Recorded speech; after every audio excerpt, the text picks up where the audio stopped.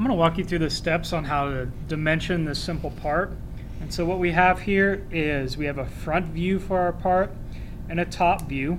Our part has some holes that go through the object, so there's a hole here, same hole on the other side, and we can see that hole is depicted with a hidden line in the top view. And so the first thing that we need to do anytime that we have a hole in our part that we're documenting is make center marks. And so I will go ahead and put a center mark in on the view that shows the hole as a circle.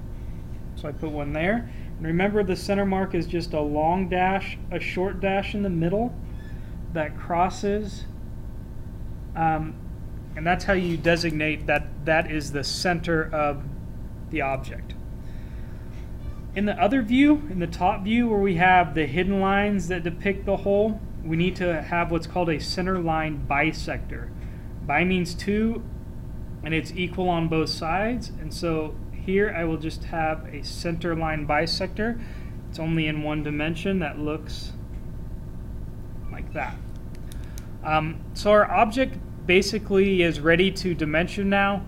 We have 3 dimensions to include. In the front view, width dimensions run from left to right. Height dimensions run from bottom to top. And in the top view, width dimensions again run from left to right. And this dimension that we have here is depth. And so we'll start with the width dimensions. A common mistake that people make with cylindrical parts is they will dimension to the outside of the object to the outside of the object.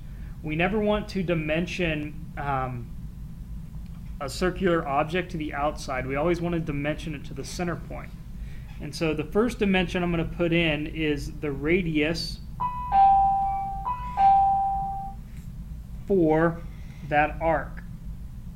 And so I'm going to go ahead and put 2x, which means that both of these radiuses are the same.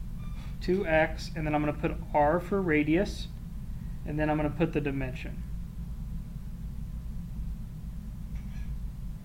1.80. All right.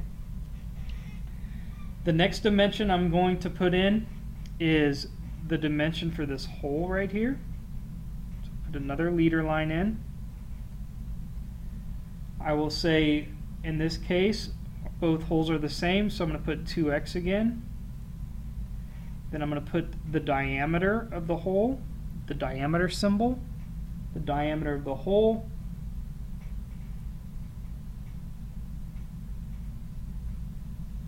Then I'm going to put the notation through, T-H-U-R,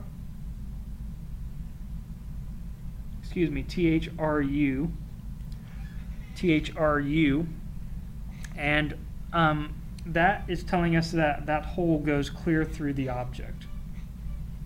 The next dimension we need is we need the dimension between these center points.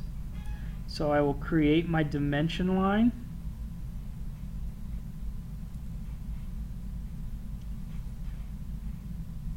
And I'm using the center mark as the extension line.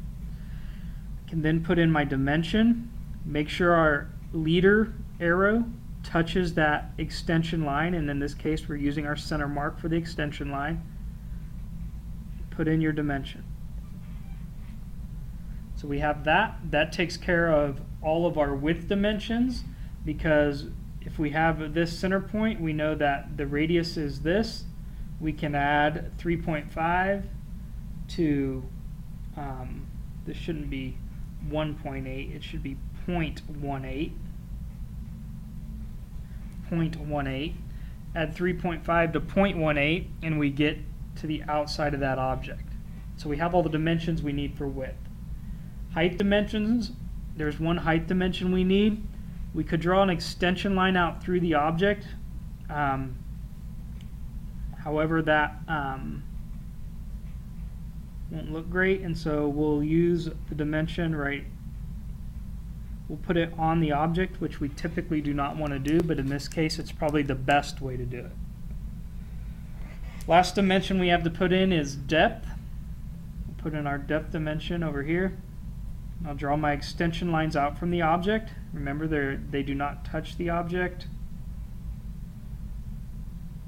I'm going to put my dimension line, and it's going to be tough to fit my dimension in between that object, so I'm just going to put it out here, 0.125. All right. So there's an example of dimensioning the height, width, and depth, and also the features of our object, and how to do that.